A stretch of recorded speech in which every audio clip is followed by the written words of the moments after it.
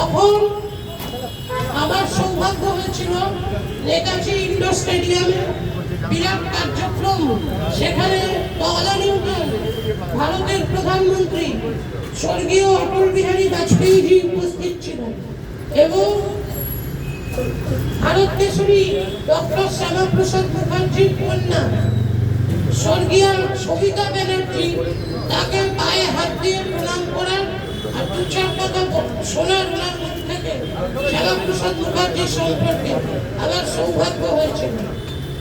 এছাড়াও শ্যামাপ্রসাদ মুখার্জির সঙ্গে যারা কাজ করেছিলেন এরকম বহু মানুষের আমার সংগঠনে থাকার সুবাদে যোগাযোগ করার সৌভাগ্য হয়েছিল।